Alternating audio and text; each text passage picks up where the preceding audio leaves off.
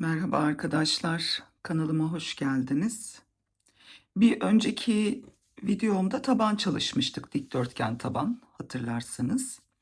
Şimdi bu oldukça büyük bir taban oldu. Bunun üstüne bu videomda model kuracağız.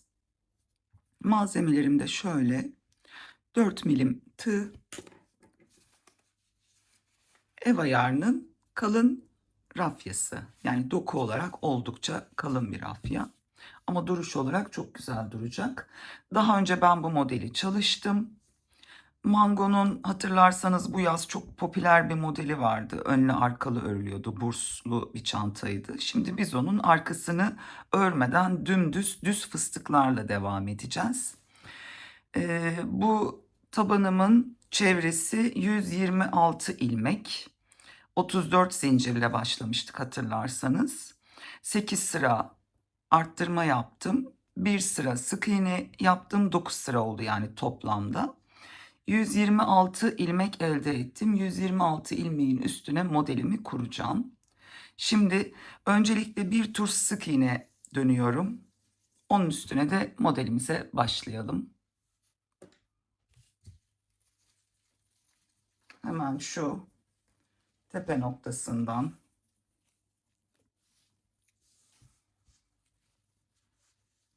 sık iğneme başlayacağım.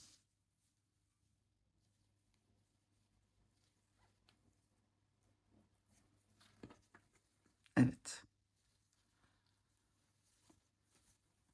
Şöyle.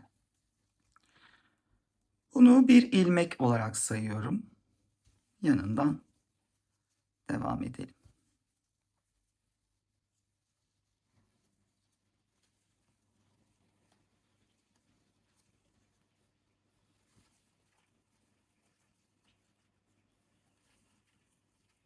Hiç arttırma yapmıyoruz. Dümdüz bir sık iğne yapıp modelimizi kuracağız.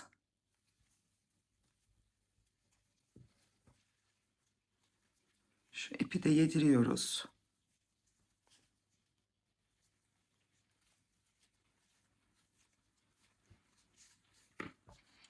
Şöyle burayı örelim. Burada buluşalım tekrar. Evet. Bu sırayı ördüm.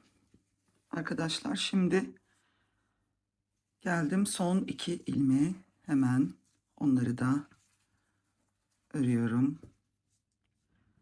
Şu ilk çıkmış olduğum ilmeğin tepesine bir kaydırma yaptım. Şöyle zaten çukurlaşmaya başladı hemen köşelerden. Şimdi modelimizi kuracağız ama önce bir şu kenardaki sayıları tekrardan bir saymak istiyorum ki 126 ilmek vardı. Şimdi baştan bir daha sayıp emin olmak istiyorum. Siz de tekrardan sayın lütfen. Emin olalım ki modelimizde herhangi bir sıkıntı yaşamayalım. Sayıp geliyorum hemen. Evet, şimdi ben tabanımın çevresini sayınca tam 126 ilmek var. Şimdi modele başlayabiliriz. Birazcık ip alıyorum şöyle. Şimdi burada 3 adet zincir çekiyoruz. Şöyle. Sonrasında başına doladım. Hemen yanındakinin içinden battım. Çıkardım. Bir daha doladım. Bir daha battım. Çıkardım. Yani tığımın üstünde toplamda 5 adet ilmek var. 1, 2, 3, 4, 5. Şimdi 4 tanesini çıkardım. Geriye 2 kaldı. İkisini de birlikte çıkardım. Başına doladım. Şuraya zaten batmışım. Evet. 1, 2, ikinciye tekrar şöyle ikili trabzan yaptım. Sonrasında başına doladım. Bakın şu arada bir tane olması lazım. Şimdi buraya 3 tane zincir çekip bir önceki ilmeğin içinden fıstığımızı yaptık. Bir tane atladık arada.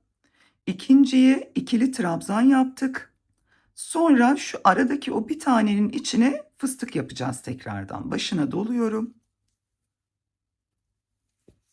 Battım. Çıkardım. Biraz şöyle uzatıyorum. Tekrar doladım. Tekrar battım. Onu da uzattım. Şimdi 5 tane ilmek var. Üstünde 4'ünü çıkarttım. Şöyle başına dolayıp çıkardığımla birlikte 2 tane oldu. İkisini de bir çıkartıyorum. Evet, başına doladım. 1 2. İkinciden battım. Arada bir tane ilmeğim var. Başına doladım. Hemen onun içine battım. Başına doladım. Tekrar battım ve 4'ünü çıkardım. Tığımın üstünde 2 tane var. İkisini de bir çıkardım. Tekrar başına doladım. Sıradaki ilmeği atlıyorum. İkincisine battım. İkili trabzan yapıyorum. Başına doladım. Ortadaki boşta kalan ilmeğin içine battım. İlmeğimi uzattım. Yine doladım. Yine battım. 4'ünü bir çıkardım ve sonra ikisini bir çıkardım. Evet.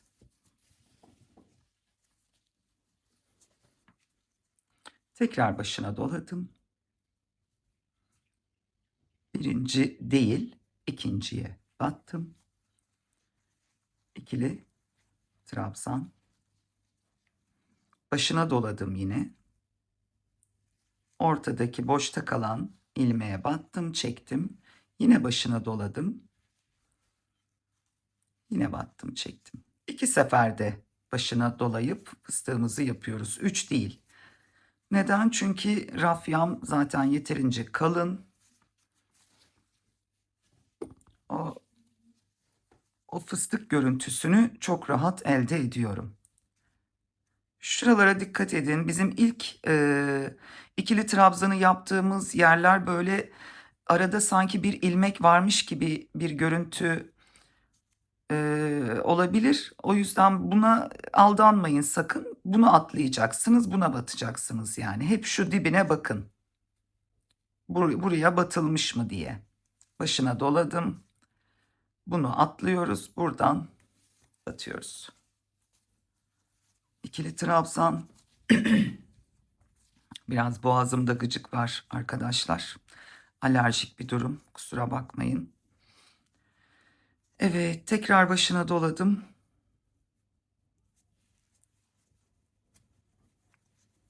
Bir tane çıkardım. Yine başına doladım. Ve tekrardan. 4 tanesini tek seferde çıkarıyorum. Geriye 2 kalıyor. 2 tanesini de tek seferde. 1 2 doladım. İkili trabzan. Başına doluyorum. Aradaki tek ilmeğe battım, çektim. Battım. 4'ünü bir, ikisini bir. Evet. Bu şekilde fıstık modelimiz ortaya çıkmaya başladı. Şimdi burayı komple döneceğiz. Buraya geldiğimde tekrar görüşelim arkadaşlar. Evet. Bu turu komple dönüp geldim ben. Arkadaşlar şöyle göstereyim size. Şu şekilde. Şimdi buradan birleştirme yöntemini göstereceğim. Son bir fıstık daha yapacağız. Evet. İkili trabzan. Başına doladım. Bir gerisindeki ilmeğe fıstık. Şu şekilde.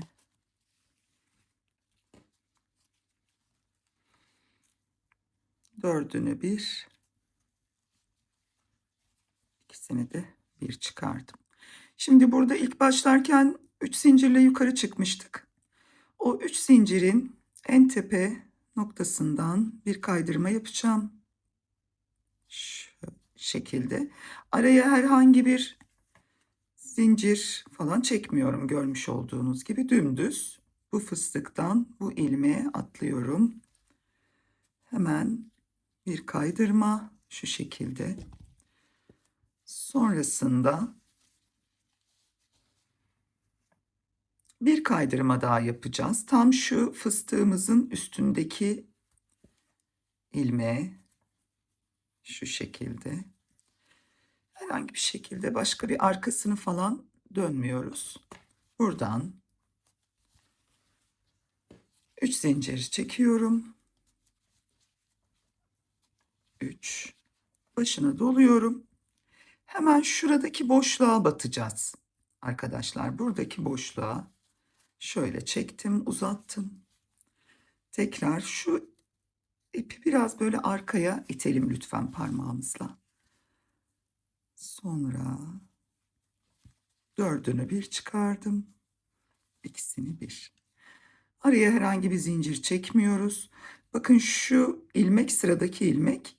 Biz buna batacağız şimdi. Yine arada bir boşluk bırakacağız. Aslında benim batmak istediğim nokta şurası. Ama tabii ki bu sayıların birbirini tutması için bu aradaki ilmeği hep sayacağız. Başına doladım. Tam fıstığın üstündeki ilmeğe, yani yine arada bir ilmek boş bırakıp ikili trabzan yaptım. Şuradaki kaydırmamın sebebi de oydu. Yani ikili trabzanın üstüne gelmemesi gerekiyor. Bizim tekrar üstüne yapacağımız ikili ya da başlangıçtaki üçlü zincirin. Bir tane kaydırma yaptığım zaman bu boşluğa geri dönüp batabiliyorum yani. Şimdi burada da yine fıstığın üstüne geldi. Şöyle doladım. Araya batıyoruz. Şu deliğe değil de tam orta kısma, boşluğa. Şöyle uzattım. Bir daha uzattım. Şimdi şu şekilde modelimizi kurdum yine.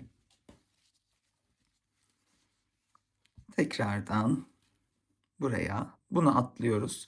Zaten bu ikili trabzanı yaptığımız ilmek, aradakini atlayacağız. Bir tane atlıyoruz yani. İkincisine tam fıstığın üst ilmeğine battım. İkili trabzan ve aradaki boşluğa çekelim, uzatalım. Sonra tekrar doladım. Şunu şu parmakla arkaya itelim. Çünkü sonrasında potluk oluşuyor. Onu önlemek adına çıkardım. Tekrardan bunu atlıyorum fıstığın üstüne. İkili trabzan, başına doladım. Aradaki boşluğa, şu boşluğa çıkardım ve uzattım. Tekrar dolayıp tekrar çıkartıp uzattım. Dördünü bir çıkardım. İkisini bir çıkardım. Bakın bu şekilde olacak modelimiz. Çok kolay bir model. Hiç zorlanmayacaksınız. Hele alıştıktan sonra hiç sıkıntı olmayacak. Önemli olan mantığını kavramak ve sayılarını düzgün yapmak. Hemen şöyle. Ve hemen de büyüyecek yani çantamız. Yavaş ilerleyen bir modelde değil bu arkadaşlar. Pardon, sürekli kameraya çarpıyor kolum. Çünkü tabanım oldukça büyük. O yüzden hakimiyet kurmak biraz zor. Şöyle. Tekrar ara boşluk çıkardım. Şunu arkaya ittim. Şu şekilde dördünü bir, ikisini bir doladım. Buraya battım. Tam fıstığımın üstündeki ilmeğe ikili trabzanımı yaptım. Başına doladım. Aradaki boşluğa, ilmeğe değil boşluğa hemen şöyle çektim. Aşırı da çekmeyin. Kısa da tutmayın o uzatma kısmını. Sonra büyüklü küçüklü olur. Bir orantısızlık olabilir. Çantamı şöyle bir toparlayayım. Elini yüzünü çevireyim. Bakın zaten çukurlaşmaya başladı.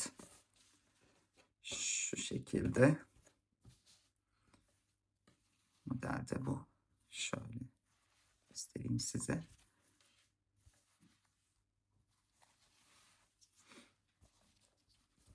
Birazcık örelim şimdi.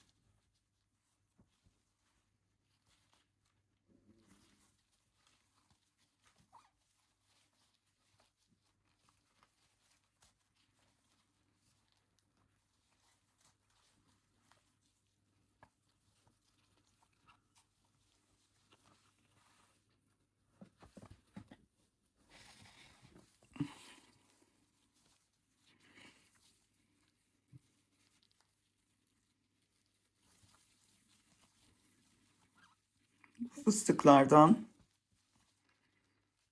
toplamda 16 sıra yapacağız yukarıya. Bir önceden ben bir modeli çalıştığımda 17 sıra yapmışım. 16 sırayı ördükten sonra o kısımda zaten bir bakarız, ölçeriz. Yeterli mi, değil mi? Bir iki sıra daha çıkmak gerekiyor mu üstüne?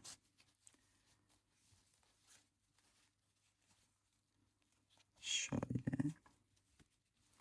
Çünkü bunun üstüne muhtemelen bir 3-4 sıra sık iğne yapabilirim. Askı kısmını tutturabilmek için. Çünkü fıstık modeli askıyı tutturmak biraz zor. Dikmek zor yani. Bu tarz modellerde en üst sıraya sık iğne geçmeye çalışıyorum. Birkaç sıra ki askı payı olsun.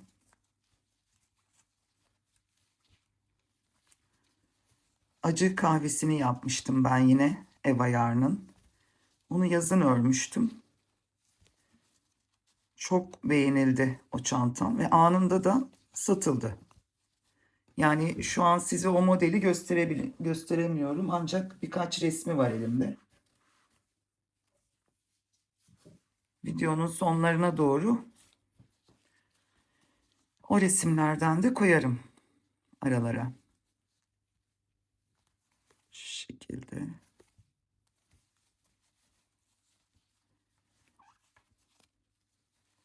Bu küçük bir çanta olmayacak. En az bir eni 45 santim olacak.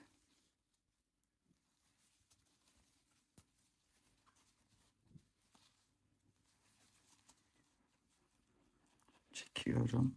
Aldım. Şunu ittirelim. Tekrar çektim.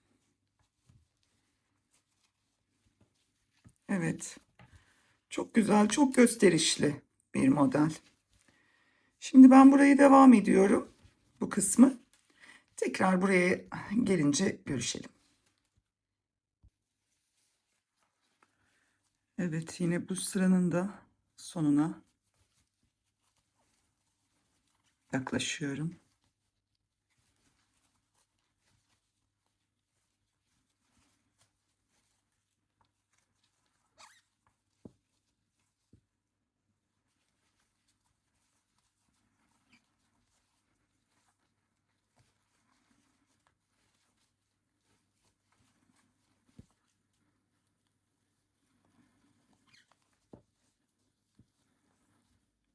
Köşedeyim.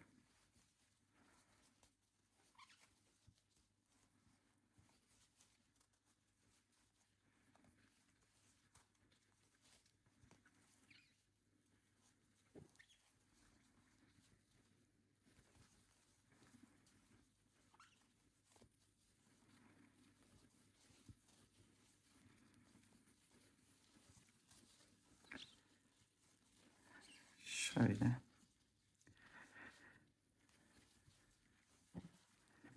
Tekrar ikili doladım. Orta boşluğa battım. 2 tane dolayıp çıkarıp biraz uzattım. Dördünü bir, ikisini bir. Evet. Birazcık elinizi gevşek tutun bu modelde. Çok sıkı olduğu zaman da güzel durmuyor. Son fıstığıma giriyorum. Doladım. Orta kısma battım, çıkardım. Battım ve çıkardım.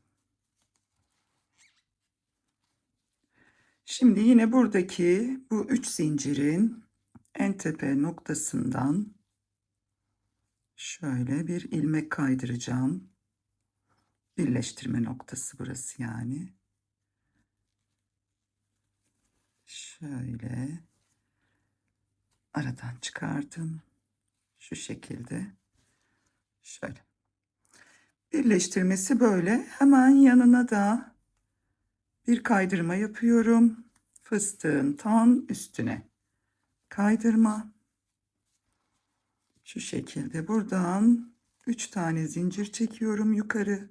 2, 3. Üçüncüyü biraz gevşek bıraktım. Çünkü zor battım biraz önce. Başına doladım. Şu ara boşluğa batıyorum. 1, 2. 4 tane var şu an. 4'ünü çıkarıyorum. Şu an 2 tane. İkisini de çıkarıyorum ve aynen devam ediyorum.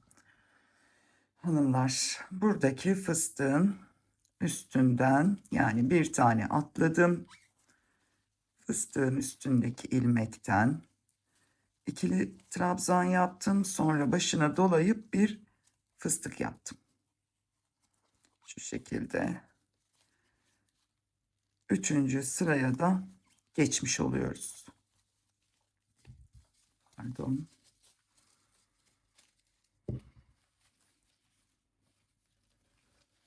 Şöyle. Tekrar bir geri dönüş. 2 ve evet. Böyle döne döne döne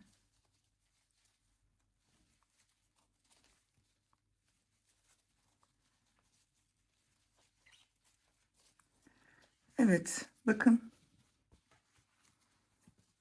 çok güzel olacak bu modelimiz ve bayağı da gösterişli bir model.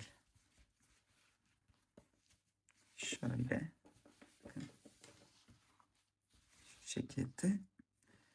Üçüncü sıradayım ben. Tekrar birleştirmeyi göstermeyeceğim şu an. 2 kere gösterdim, yeterli olduğunu düşünüyorum. Bu fıstıklardan şu an 3. sıradayız biz. 3. sıraya başladık. 16 tane yapacağız arkadaşlar. 16 tane fıstık yani 1, 2, 3, 4 diye. 16 üste çıkarak orada tekrar buluşalım. Yeterli oluyor mu yüksekliğimiz? Onu bir ölçelim, biçelim. Ondan sonra üst kısmını tekrar sık iğne yapacağım ben. Torba çanta falan yapmayacağım. Bu çantalara çok yakışmıyor açıkçası torba çanta. Zaten denemedim de. Askı takmak için şöyle bir 4 sıra falan bir sık iğne yapacağız en üst kısmına. 16. Fıstığımızda görüşürüz arkadaşlar. Evet, ben şimdi 16 tane fıstığımı yaptım. Tekrardan sayalım. 2, 4, 6, 8, 10, 12, 14, 16. Şimdi çantamız X large oldu. Biraz şöyle kamerayı yukarı aldım ki boyutunu görebilin diye. Şöyle. Hemen ölçüsünü vereceğim. Eninin.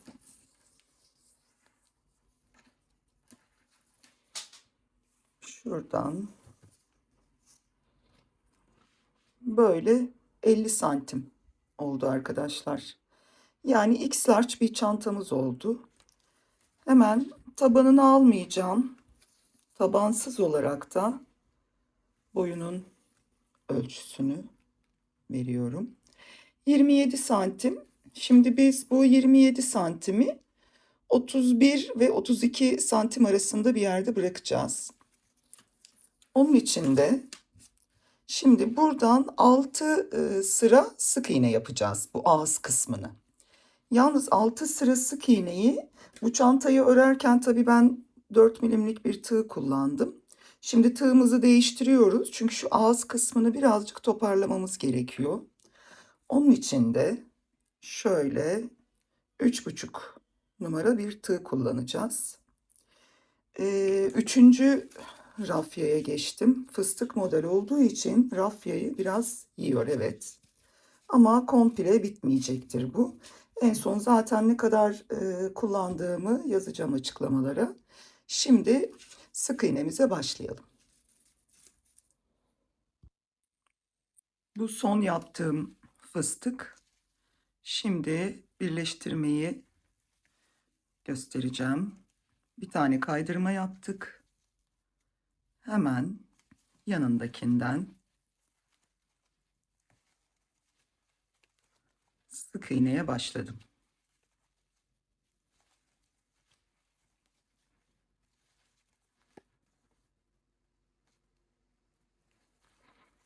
Tabii çantamızın ağzı geniş şu an. Örmüş olduğumuz modelden. Ama bu toparlayacak. Merak etmeyin. O yüzden bir yarım milim küçük tığ ile örüyorum. Tığım 3,5 numara.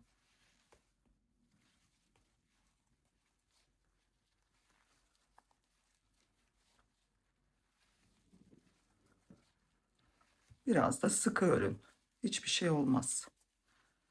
Çantanın ağız kısmı da önemlidir.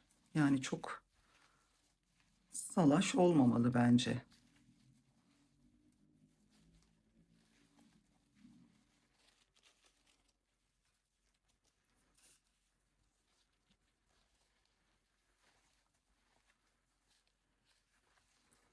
Gelen ilmeğe sık iğne yapıyorum. Arttırma ya da eksiltme yok. Dümdüz öreceğiz.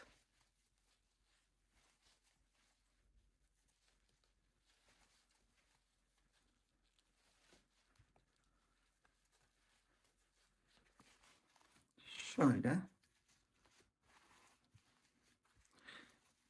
Şu başlangıç noktama geldiğimde tam burası ilk başladığımız nokta olduğu için, yani çantanın şöyle göstereyim. En başından başladık. Yani o yüzden de ipimi koparma gereği duymadım ben. Direkt sık iğne döneceğim ve spiral bir şekilde öreceğiz. Yani döne döne döne döne 6 sıra öreceğiz. Herhangi bir yukarı çıkma durumu olmayacak ama bitişini de tabii ki nereden başladıysak o ilmekten bitireceğiz. Yani buradan, ortadan veya başka bir yerden değil, nereden başladıysak oradan bitirmemiz gerekiyor ki orada herhangi bir böyle bir kod farkı olmasın diyeyim. Şimdi örmeye devam ediyorum.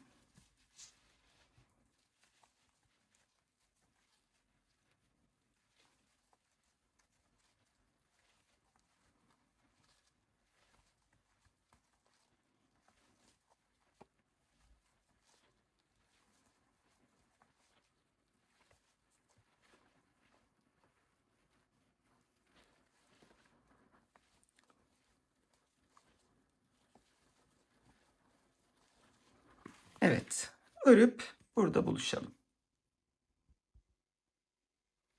Evet.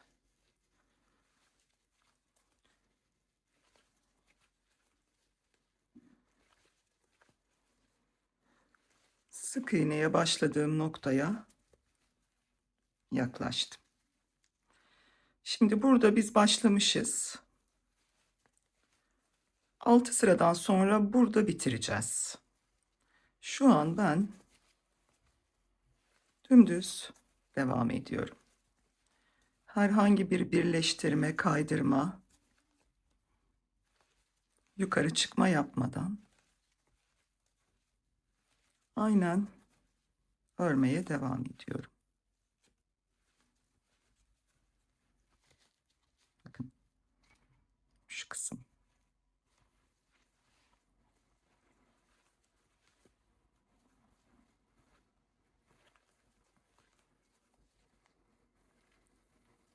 Tığımın arkası fıstıkların arasına giriyor.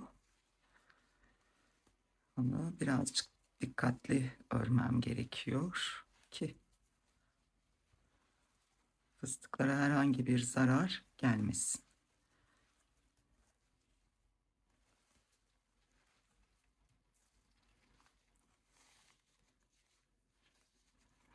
Tekrar buraya geldiğimde görüşelim.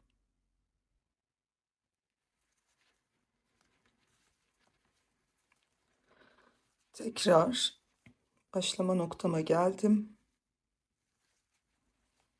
Şöyle ikinci sırayı da örmüş oldum. Şimdi üçüncü sırama başlıyorum. Toplamda 6 sıra olacak.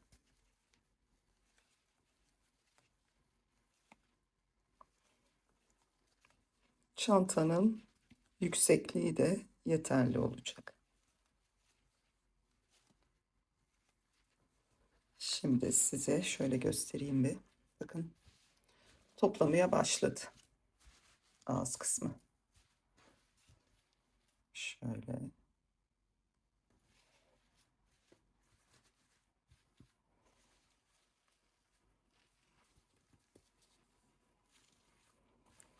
Şimdi biz 4 sıra daha öreceğiz.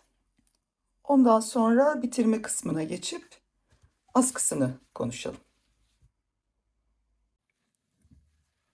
6 sık iğnemi bitirdim.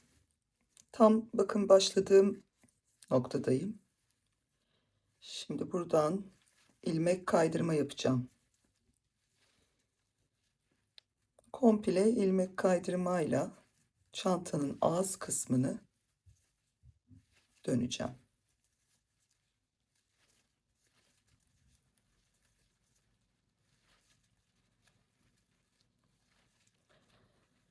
Bu tabii artık çantamızı bitiriyoruz demek oluyor. Bir çeşit çerçeve yapıyorum şimdi.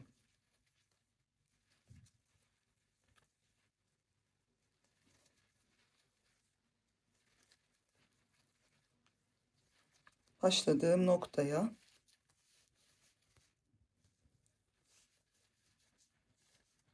kaydırmamı yapıp buraya geleceğim tekrar. Evet, son ilmeğimdeyim. Buraya kadar kaydırma yaptım. Bir nevi çerçeve oldu. Şimdi buradan birleştirme yapacağım. Şu şekilde.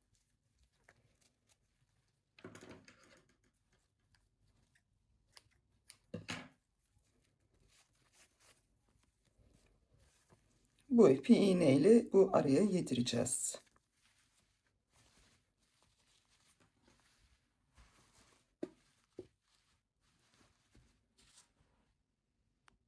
Çantamız ana hatlarıyla bitti.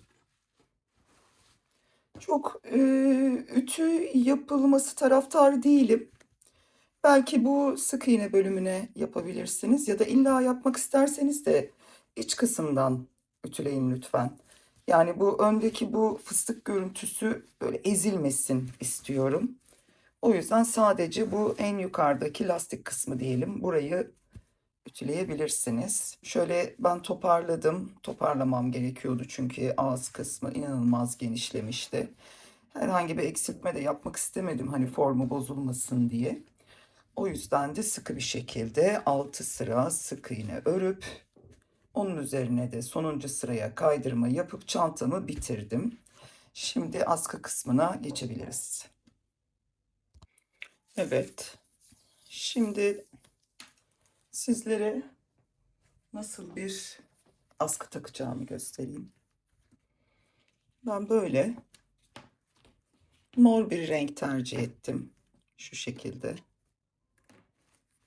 Suni deriden ama çok kolaylıkla bulabileceğiniz bir askı. Şu şekilde.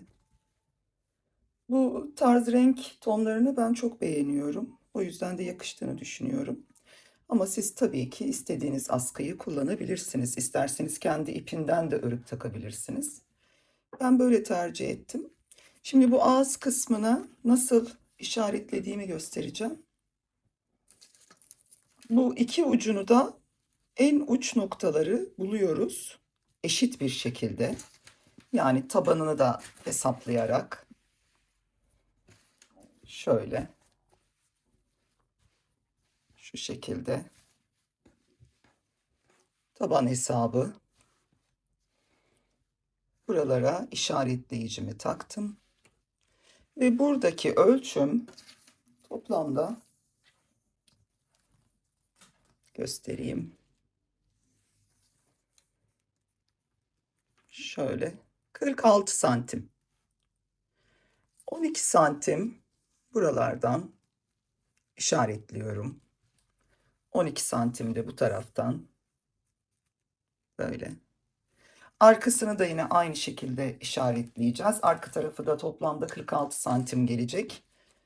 12 santimde işaretleyiciyi koyuyoruz ve sonra askısını dikiyoruz. Şu şekilde.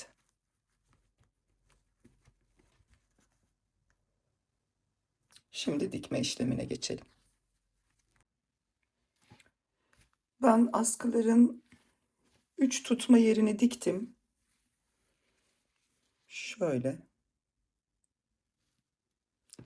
Yalnız kendi ipini kullanmadım. Ben de böyle polyester simli bir ip vardı, turuncu. Onu kullandım. Çok da şık durdu. Sağlam da bir ip. Şu kısmı ütüledim ben arkadaşlar. Öyle olunca biraz ağız kısmı güzel oldu şu an. Formu yerinde. Bir saniye çevireceğim. Çanta o kadar büyük ki çeviremiyorum. Şurada son bir askı kalmıştı. Şöyle hemen. Bunu da dikeceğim şimdi. Şu şekilde.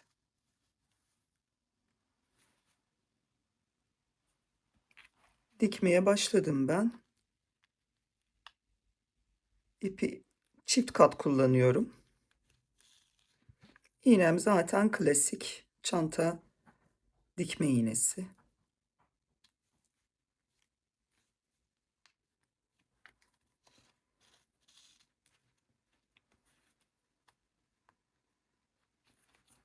İstediğiniz şekilde askı kullanabilirsiniz.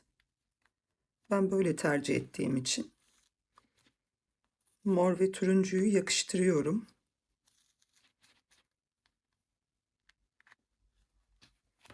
Renk uyumları gayet güzel.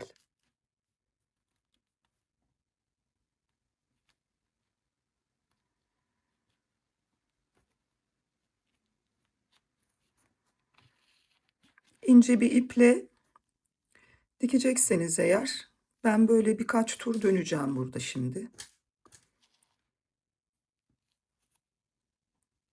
Bütün delik boşluklarını dolduracağım yani sağlam olması için. Sağlamlık benim için çok önemli. İki kullanımda kopmasın ya da açılmasın.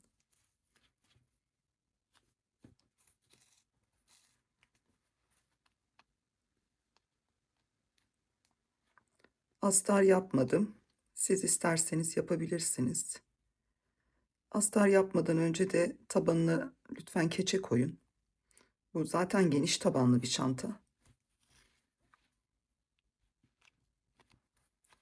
o taban sarkmasını minimuma indirecektir keçeniz.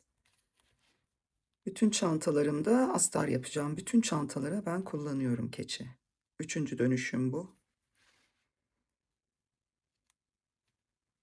Kamerayı bayağı yükseğe aldım. Çanta gerçekten büyük oldu. O yüzden de sığdıramıyorum. Zaten şu an dikme işini yaptığım için sıkıntı yok.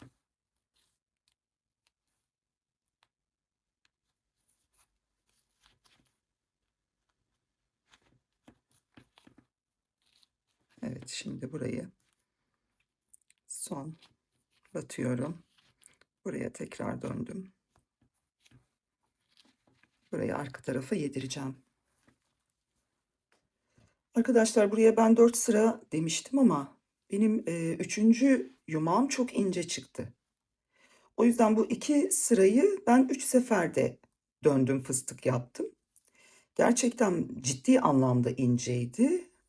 Burayı da 6 sıra yapmamın sebebi o. Çünkü ince bir ip olduğu için buradaki payı da çok fazla olmayacaktır. Zaten 3,5 numaraya düştüm, fark ettiyseniz. Burada 2 sıra fazla örmüş olduk. Hiç sıkıntı değil, gayet de güzel oldu. Videonun başında tabii kendi hesaplamalarıma göre ben konuştum. Ama evdeki hesap çarşıya uymuyor tabii ki. Şimdi bu ipimi koparıp geliyorum. Çantamız bitti. Askılarını da taktım. Ben bu kısma bir çıt çıt koyacağım. Siz isterseniz fermuar ya da farklı bir kapama kullanabilirsiniz. Şimdi tekrar bir ölçü vereceğim. Eni 50 santim. Boyu 31 santim. Tabanla birlikte boyu. Bakalım. 36 santim. Evet. Bu fıstık modelimiz çok hızlı ilerleyen bir model. Geniş, büyük bir çanta oldu. Tam yazlık bir çanta. İster plaj çantası olarak kullanabilirsiniz ya da günlük yaşamınızda da çok ideal bir çanta. Genç kızlarımıza çok hitap ettiğini düşünüyorum. Şöyle hem rengiyle hem modeliyle çok şık. Daha önceden acı kahvesini çalışmıştım yazın. Sol tarafa resmini koyacağım. Oradan inceleyebilirsiniz. Short videoları da yüklemiştim. Oradan da bakabilirsiniz. Bu çantamızın videosunu burada bitiriyorum hanımlar. Kanalıma abone olup bildirimleri açıp videomu beğenirseniz çok mutlu olurum. Şimdiden çok teşekkür ediyorum sizlere ilginiz için. Bir sonraki videomda görüşmek üzere diyorum. Sevgiler, hoşça kalın.